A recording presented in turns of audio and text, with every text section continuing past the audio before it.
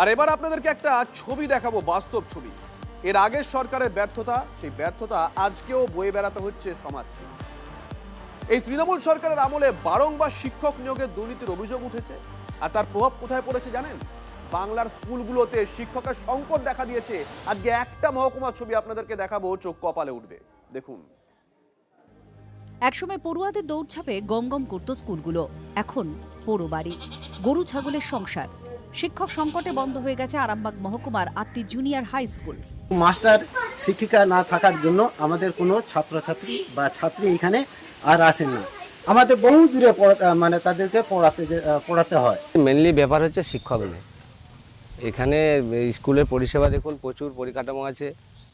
মানে পঞ্চম শ্রেণী থেকে 8 পাস পর্যন্ত এখানে স্কুলে আমাদের লেখাপড়া করানো হয়। আমাদের এই স্কুলকে আগের অবস্থায় ফিরিয়ে দেওয়া হোক, যাতে ফের চালু করা হয়। এখন বন্ধ হয়ে পড়ে আছে। বন্যা কবলিত জায়গা, কোনো আমাদের এখানে সব চাষিবাসী মানুষ। আমরা চাইছি কেন আমাদের আমাদের গ্রামের সামর্থ্য নেই যে অন্য দামি দামি স্কুলে পড়ানোর মতো। আমরা চাই আমাদের স্কুলটা যাতে চালু হয়। 8টি স্কুলে তালা পড়েছে, আরও বেশ কয়েকটি স্কুল ধুঁকছে। এই যাবে যাবে দশা। স্থানীয়দের অভিযোগ, শিক্ষা নিয়ে এ কেমন ছেলেখেলা করে গেছে তৃণমূল সরকার। শিক্ষক নিয়োগ কেন হয়নি?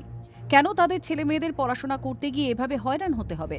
বিগত 15 বছরের তৃণমূল কংগ্রেসের সরকার, তারা কাটমানি ছাড়া কিচ্ছু বোঝে না। শিক্ষা ব্যবস্থাটাকে সম্পূর্ণরূপে ভেঙে ফেলেছিল। আমি শুভেন্দুকে ধন্যবাদ জানাচ্ছি।